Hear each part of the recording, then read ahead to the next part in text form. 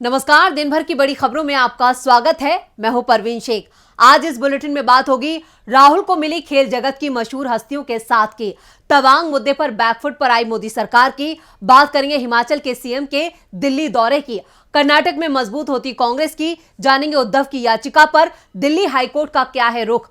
महाराष्ट्र में शिंदे कैबिनेट का कब होगा विस्तार। और बुलेटिन के आखिर में बात होगी लोक सेवकों के भ्रष्टाचार पर सुप्रीम कोर्ट के अहम फैसले की। लेकिन तमाम बड़ी खबरों से पहले एक नजर सुर्खियों पर।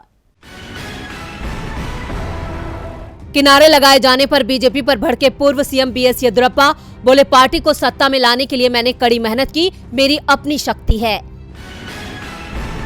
मोदी सरकार की अग्निपथ योजना को चुनौती देने वाली याचिका पर दिल्ली हाईकोर्ट ने की सुनवाई के बाद कोर्ट ने फैसला रखा सुरक्षित। ब्रिटेन में भगोड़े कारोबारी नीरव मोदी की याचिका खारिज। भारत प्रत्यार्पित किए जाने का रास्ता हुआ साफ। भारतीय बैंकों से 7,000 करोड़ का कर्ज लेकर भाग गया था नीरव मोदी। गिरावट के साथ बंद हुआ शेयर बाजार। सेंसेक्स 879 अंक लुढ़ककर 61,799 अंक पर हुआ बंद। निफ्टी 245 अंक गिरकर 18,415 अंक पर हुआ बंद। ये तो थी सुर्खियां और अब बात आज की सबसे बड़ी खबर की। आज भारत जोड़ो यात्रा ने 99 दिन का सफर पूरा कर लिया है। यात्रा को लेकर राहुल गांधी लगातार खबरों में बने हुए हैं। हर रोज उनकी यात्रा में मशहूर चेहरे शामिल हो रहे हैं। आज भी राहुल को खेल जगत की मशहूर हस्तियों का साथ मिला।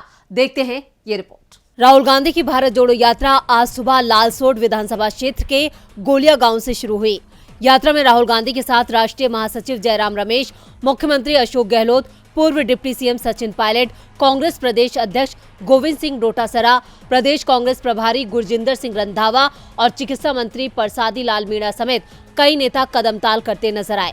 तो वहीं खेल जगत की मशहूर हस्ती कृष्णा पूनिया ने राहुल के साथ पदयात्रा की, जिसकी तस्वीरें शेयर करते हुए कांग्रेस ने लिखा, खेलों में किया नाम रोशन, अब कदम देश जोड़ने के लिए उठ रहे हैं। आज भारत जोड़ो यात्रा को राजस्थान के अंतर्राष्ट्रीय ख्याति प्राप्त खिलाड़ियों का साथ मिला। यात्रा के दौरान राहुल गांधी को आम लोगों के साथ साथ मशहूर हस्तियों का समर्थन जारी है। इस लिस्ट में स्टैंडिंग कॉमेडियन कुणाल कामरा का नाम भी शामिल हो गया है, जिन्होंने यात्रा में एक हफ्ता बिताया और ट्विटर पर राहुल के साथ अपनी तस्वीर साझा करते हुए अपना अनुभव शेयर किया। कुणाल कामरा ने लिखा, भारत जोड़ो यात्रा के साथ एक हफ्ता बिताने के बाद मुझे लगता है कि लोग यात्रा करने से कतरा रहे हैं और तटस्थ रहने की कोशिश कर रहे हैं। ये तटस्थता नहीं है जो आपको घेरे में रखे हुए है, ये डर है। सत्ता के खिलाफ खड़ा होना भी लोकतांत्रिक है, जैसे 2014 से पहले हुआ करता था। अपने इस ट्वीट के जरिए कुणाल कामरा ने कहा कि यात्रा में शामिल हों, डरने की जरूरत नहीं है। आपको बता दें कि 16 दिसंबर यानी कल राहुल की यात्रा के 100 दिन पूरे हो रहे हैं, जिसको लेकर खास आयोजन की तैयारी की गई है। राहुल की कामयाबी बीजेपी की आफत बन रही है। यात्रा को मिलते समर्थन ने बीजेपी की चिंता को और बढ़ा दिया है। चिंता तो मोदी सरकार की चीन ने बढ़ा रखी है। संसद के दोनों सदनों में आज भी मोदी सरकार का विपक्ष ने घेराव किया। विपक्ष लगातार तवांग मुद्दे पर चर्चा की मांग कर रहा है, लेकिन सत्ता पर काबिज बीजेपी इस मुद्दे से भागती नजर आ रही है। संसद सत्र का 7वां दिन भी काफी हंगामेदार रहा, क्योंकि विपक्ष अपने मुद्दों पर चर्चा की मांग पर अड़ा रहा और सरकार ने विपक्ष को अनसुना कर अपना काम करने की कोशिश की, जिसके चलते संसद में बहस देखने को मिली और विपक्ष को जमकर विरोध करना पड़ा। इतना ही नहीं, विपक्ष के विरोध के चलते राज्यसभा को 3 बार स्थगित करना पड़ा। कांग्रेस सांसद मनीष तिवारी ने भारत चीन सीमा विवाद पर चर्चा के लिए लोकसभा में स्थगन प्रस्ताव दिया, लेकिन इस पर चर्चा नहीं हुई। इतना ही नहीं, पेट्रोल की बढ़ती कीमतों पर पेट्रोलियम और प्राकृतिक गैस मंत्री हरदीप सिंह पुरी के जवाब से भी कांग्रेस संतुष्ट नहीं दिखी, जिसके चलते कांग्रेस के नेतृत्व में विपक्षी सांसदों ने लोकसभा से वॉकआउट भी कर दिया। इन सब के अलावा चीन के मुद्दे को लेकर मल्लिकार्जुन खड़गे ने भी मोदी सरकार पर तंज कसा था। कांग्रेस अध्यक्ष ने ट्वीट कर कहा था, ऐसा प्रतीत होता है कि मोदी सरकार की लाल आंख पर चीनी चश्मा लग गया है। क्या भारतीय संसद में चीन के विरुद्ध बोलने की अनुमति नहीं है? इन मुद्दों के अलावा आज लोकसभा में शराब से जान जाने का मुद्दा भी गूंजा। भाजपा सांसदों ने नीतीश सरकार का घेराव किया। भाजपा सांसद संजय जायसवाल ने कहा कि नीतीश कह रहे हैं जो पिएगा उसकी जान जाएगी, लेकिन वो शराब बेचने वाले लोगों को टिकट दे देते हैं। उन्होंने कहा कि 39 लोगों की जान गई, इसके जिम्मेदार नीतीश सरकार ही है। एक तरफ लोगों की जान जा रही है, दूसरी तरफ नीतीश कुमार विधानसभा में आपा खो रहे हैं। यानी आज भी संसद में विपक्ष की बात नहीं सुनी गई। बता दें कि संसद का ये सत्र 17 दिनों तक चलने वाला है। इस दौरान सरकार संसद में 16 बिल पेश करेगी। तवांग झड़प के मामले पर फिलहाल मोदी सरकार संसद में बैकफुट पर है। तो वहीं हिमाचल में कांग्रेस फ्रंट फुट पर खेलने के लिए पूरी तरह से तैयार है। कैबिनेट गठन को लेकर आज सीएम सुक्खू ने कांग्रेस अध्यक्ष मल्लिकार्जुन खड़गे से मुलाकात की है और क्या कुछ खास रहा इस मुलाकात में, देखते हैं ये रिपोर्ट। हिमाचल प्रदेश के मुख्यमंत्री सुखविंदर सिंह सुक्खू ने आज दिल्ली में कांग्रेस अध्यक्ष मल्लिकार्जुन खड़गे से मुलाकात की। मुलाकात के बाद हिमाचल मंत्रिमंडल को लेकर सीएम सुक्खू ने बड़ा बयान दिया। उन्होंने कहा है कि विधानसभा सत्र के बाद हिमाचल प्रदेश कैबिनेट का गठन होगा। इस दौरान सुक्खू ने कहा, हम पार्टी अध्यक्ष मल्लिकार्जुन खड़गे का शुक्रिया अदा करने आए थे। हमारे सभी 40 विधायक और राज्य प्रमुख भी आ चुके हैं। उन्होंने हमें लोगों की सेवा करने का मंत्र दिया, साथ ही उन्होंने राज्य के लोगों को भी धन्यवाद दिया है। दिल्ली पहुंचे सीएम सुक्खू की माने तो वो जल्द पीएम मोदी से मुलाकात कर सकते हैं, जिसके लिए उन्होंने पीएम से वक्त मांगा है। दरअसल मुख्यमंत्री बनने के बाद पहली बार दिल्ली पहुंचे सुखविंदर सिंह सुक्खू ने बुधवार को कांग्रेस के वरिष्ठ नेता मुकुल वासनिक, आनंद शर्मा और पार्टी के हिमाचल प्रदेश प्रभारी राजीव शुक्ला से भी मुलाकात की थी। आपको बता दें कि सुखविंदर सिंह सुक्खू के नेतृत्व वाले मंत्रिमंडल में फिलहाल उप मुख्यमंत्री मुकेश अग्निहोत्री शामिल हैं। कल राजस्थान में निकल रही भारत जोड़ो यात्रा में सीएम सुक्खू और प्रदेश अध्यक्ष प्रतिभा सिंह अपने सभी विधायकों के साथ यात्रा में हिस्सा लेंगी, क्योंकि 16 दिसंबर को भारत जोड़ो यात्रा अपने 100 दिन पूरे कर रही है। हिमाचल चुनाव में कांग्रेस ने 40 सीटें जीती थी, जबकि बीजेपी को 25 सीटों पर कामयाबी मिली। हिमाचल प्रदेश में कांग्रेस ने 5 साल बाद सत्ता में वापसी की है। सुखविंदर सिंह सुक्खू ने 11 दिसंबर को हिमाचल प्रदेश के सीएम पद की शपथ ली थी। हिमाचल में सियासी हलचल तेज है। अब देखना होगा किसको कौन सा मंत्रालय मिलता है, क्योंकि कांग्रेस से ज्यादा इसको लेकर बीजेपी में बेचैनी है, क्योंकि अब बीजेपी को विपक्ष में बैठना है। बेचैनी तो कर्नाटक की सियासत में भी देखी जा रही है, जहां एक गुजरते दिन के साथ कांग्रेस मजबूत हो रही है और सत्ता पर काबिज बीजेपी बिखरती दिख रही है। कर्नाटक में अब तक बीजेपी के कई नेता कांग्रेस का हाथ थाम चुके हैं। कर्नाटक चुनाव के लिए तैयारियों ने जोर पकड़ लिया है। ऐसे में चुनाव के नजदीक आते आते दल बदल का खेल शुरू हो गया है और राज्य की मुख्य विपक्षी पार्टी कांग्रेस लगातार सत्ताधारी बीजेपी को झटका दे रही है। ऐसे में आज एक और बीजेपी नेता ने पार्टी का साथ छोड़ कांग्रेस का दामन थाम लिया है। बीजेपी के पूर्व विधायक वीएस पाटिल ने आज कांग्रेस प्रदेश अध्यक्ष डीके शिव कुमार की मौजूदगी में पार्टी का हाथ थाम लिया। इसके अलावा दावा किया जा रहा है कि बीजेपी के एमएलसी पुतन्ना भी जल्द ही कांग्रेस में शामिल हो सकते हैं। यानी चुनावों से पहले बीजेपी राज्य में खोखली होती जा रही है, जो आने वाले विधानसभा चुनाव में बीजेपी को काफी नुकसान पहुंचा सकता है। गौरतलब है कि बीजेपी की हालत राज्य में पहले से ही कमजोर है और पार्टी भ्रष्टाचार जैसे गंभीर आरोपों से जूझ रही है। इसके अलावा बीजेपी के अपने भी अब उससे संतुष्ट नजर नहीं आ रहे हैं, जिसका फायदा कांग्रेस उठा रही है और बीजेपी खेमे में सेंधमारी कर रही है। इससे पहले भी बीजेपी के 2 एमएलसी एएच विश्वनाथ और संदेश नागराज ने बीजेपी छोड़कर कांग्रेस में जाने की घोषणा कर दी थी। कांग्रेस अध्यक्ष मल्लिकार्जुन खड़गे भी कर्नाटक पर पूरा फोकस कर रहे हैं और अभी से चुनाव प्रचार में जुट गए हैं। पिछले दिनों पार्टी अध्यक्ष अपनी गृह राज्य पहुंचे थे, जहां उन्होंने नेताओं संग बैठक कर टिकट वितरण और प्रचार अभियान को लेकर चर्चा की थी।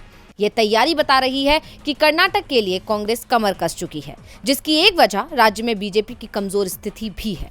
वहीं कांग्रेस लगातार बीजेपी सरकार पर निशाना साध रही है, साथ ही उनकी खामियों को उजागर कर रही है, जिससे बीजेपी को राज्य में बड़ा नुकसान हो सकता है। कर्नाटक में कांग्रेस की मजबूती बीजेपी की विदाई का संकेत है। इधर उद्धव ठाकरे ने भी अपने तेवरों से संकेत दे दिया है कि वो झुकने वाले नहीं हैं। आज दिल्ली हाईकोर्ट ने शिवसेना के नाम और चुनाव चिन्ह पर रोक लगाने के खिलाफ दायर याचिका पर सुनवाई की। याचिका उद्धव ठाकरे ने दायर की थी।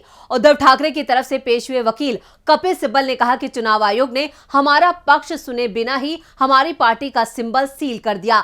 आज तक के इतिहास में पहले कभी ऐसा नहीं हुआ। चुनाव आयोग शिवसेना का चुनाव चिन्ह और उसका नाम फ्रीज कर चुका है। आयोग ने साफ कर दिया है कि जब तक वो ये फैसला नहीं कर लेता कि शिवसेना पर उद्धव या शिंदे किसका अधिकार है, तब तक शिवसेना के नाम और निशान के इस्तेमाल की अनुमति किसी को नहीं होगी। चुनाव आयोग के इस फैसले को उद्धव गुट एक तरफा बता रहा है। आयोग के फैसले को उसने कोर्ट में चुनौती दी है। दिल्ली हाईकोर्ट की सिंगल बेंच ने याचिका खारिज कर दी तो उसे डबल बेंच में चुनौती दी गई। उद्धव ठाकरे ने अपनी याचिका में दावा किया कि एकल न्यायाधीश का 15 नवंबर का आदेश, जिसमें कोर्ट ने चुनाव आयोग को कार्यवाही में तेजी लाने का भी निर्देश दिया था, गलत है और इसे रद्द किया जा सकता है। याचिका पर सुनवाई करते हुए दिल्ली हाई कोर्ट के चीफ जस्टिस सतीश चंद्र शर्मा और जस्टिस सुब्रमण्यम प्रसाद की पीठ ने कहा, हम उचित आदेश पारित करेंगे। कोर्ट में सुनवाई के दौरान उद्धव ठाकरे की ओर से पेश कपिल सिब्बल ने कहा कि चुनाव आयोग ने प्रतीक चिन्ह पर रोक लगाने के आदेश को पारित करते समय उद्धव ठाकरे का पक्ष नहीं सुना। आयोग के इतिहास में कभी भी पक्ष को सुने बिना फ्रीजिंग आदेश पारित नहीं किया गया है।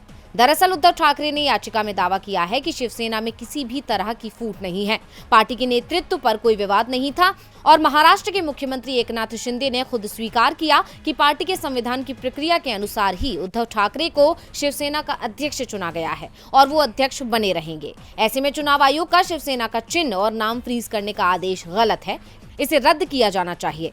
उद्धव को अब कोर्ट का सहारा है, देखना होगा कि कोर्ट क्या फैसला देता है। फैसले का इंतजार तो अब शिंदे गुट के विधायकों को भी है। खबरों की माने तो शिंदे और फडणवीस ने अमित शाह से मुलाकात कर महाराष्ट्र कैबिनेट विस्तार को लेकर अंतिम रूप दे दिया है। अब किसके हिस्से में क्या आता है और इसके लिए अभी शिंदे गुट के विधायकों को और इंतजार करना होगा। महाराष्ट्र में कैबिनेट विस्तार को लेकर लंबा इंतजार अब खत्म हो सकता है। विधानसभा की शीतकालीन सत्र के बाद राज्य के सीएम एकनाथ शिंदे कैबिनेट विस्तार कर सकते हैं। इसे लेकर डिप्टी सीएम देवेंद्र फडणवीस के साथ दिल्ली आए शिंदे ने केंद्रीय गृह मंत्री अमित शाह के साथ बैठक की है और अमित शाह ने भी मंत्रिमंडल विस्तार को लेकर उन्हें हरी झंडी दे दी है। कैबिनेट विस्तार में शिंदे गुट की तुलना में बीजेपी के मंत्रियों का कोटा ज्यादा रखा जाएगा। दरअसल कैबिनेट विस्तार को लेकर एकनाथ शिंदे पर अपने विधायकों का दबाव ज्यादा दिख रहा था। राज्य में महाविकास आघाड़ी गठबंधन कैबिनेट विस्तार को लेकर मुख्यमंत्री एकनाथ शिंदे पर निशाना साध रहा था कि उनके गुट के हर विधायक को मंत्री पद चाहिए, इसलिए शिंदे कैबिनेट विस्तार नहीं कर पा रहे हैं। जैसे ही शिंदे कैबिनेट का विस्तार करेंगे, उनके गुट में बगावत हो जाएगी। ये डर बीजेपी के अंदर भी दिख रहा है और इसके चलते कैबिनेट विस्तार टल रहा है। महाराष्ट्र सरकार में सीएम सहित 41 मंत्री हो सकते हैं, जबकि अभी सीएम और डिप्टी सीएम के साथ सरकार में 20 मंत्री हैं, यानी 21 पद अभी खाली हैं और कैबिनेट विस्तार में इन्हें भरा जाएगा।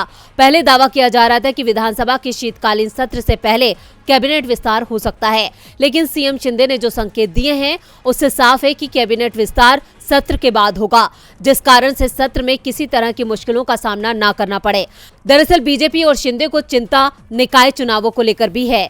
महाराष्ट्र में कभी भी निकाय चुनावों का ऐलान हो सकता है और इन चुनावों में सभी की नजरें बंबई नगर निगम के साथ ही पुणे महापालिका पर भी है और एकनाथ शिंदे निकाय चुनाव से पहले ही कैबिनेट विस्तार कर लेंगे। और बुलेटिन के आखिर में बात होगी भ्रष्टाचार को लेकर सुप्रीम कोर्ट के सख्त तेवरों की। देश में कैंसर की तरह फैलते करप्शन पर सुप्रीम कोर्ट ने अपने तेवर कड़े कर लिए हैं। एक अहम फैसले में सुप्रीम कोर्ट ने साफ कर दिया कि अगर डायरेक्ट सबूत नहीं होंगे तो भी सजा दी जा सकती है। और क्या कुछ कहा है कोर्ट ने, देखते हैं ये रिपोर्ट। सरकारी अधिकारियों पर भ्रष्टाचार के आरोप अक्सर लगते हैं, लेकिन कई बार सबूतों के अभाव में आरोप सिद्ध नहीं हो पाते, जिसके चलते अधिकारी यानी लोक सेवक बच जाते हैं। लेकिन अब सुप्रीम कोर्ट ने इस मामले में अहम टिप्पणी करते हुए बड़ा फैसला सुनाया है। भ्रष्टाचार के मामले में सुनवाई के दौरान सुप्रीम कोर्ट ने कहा कि भ्रष्टाचार निवारण अधिनियम के तहत एक लोक सेवक को दोषी ठहराने के लिए रिश्वत की मांग का प्रत्यक्ष सबूत जरूरी नहीं है और परिस्थिति जन्य सबूत के जरिए भी ऐसी मांग को साबित किया जा सकता है। कोर्ट ने आगे ये भी कहा कि निधन हो जाने या अन्य कारणों से शिकायतकर्ता का प्रत्यक्ष साक्ष्य उपलब्ध न होने पर भी पीसी अधिनियम के तहत लोक सेवक को दोषी ठहराया जा सकता है। रिश्वत की मांग परिस्थितियों के आधार पर निष्कर्षणात्मक साक्ष्य के माध्यम से सिद्ध की जाती है। 5 जजों की संविधान पीठ ने माना कि जांच एजेंसी की एक तरफ से जुटाए गए दूसरे सबूत भी मुकदमे में फैसले का आधार हो सकते हैं। न्यायमूर्ति S.A. नजीर की अध्यक्षता वाली 5 न्यायाधीशों की संविधान पीठ ने कहा कि शिकायतकर्ता के साथ साथ अभियोजन पक्ष को भी ईमानदार प्रयास करना चाहिए ताकि भ्रष्ट लोक सेवकों को सजा दी जा सके और उन्हें दोषी ठहराया जा सके, जिससे प्रशासन और शासन भ्रष्टाचार से मुक्त हो सके। पीठ में justice B.R. Gavai, justice A.S. Bopanna, justice V. Ramasubramaniam और जस्टिस B.V. नागरथना शामिल थे। आपको बता दें कि भ्रष्टाचार निवारण अधिनियम संशोधित विधेयक 2018 में रिश्वत देने वालों को भी इसके दायरे में लाया गया है। इसमें भ्रष्टाचार पर लगाम लगाने और ईमानदार कर्मचारियों को संरक्षण देने का प्रावधान है। तो आज इस बुलेटिन में बस इतना ही। देखते रहिए DB लाइव। नमस्कार।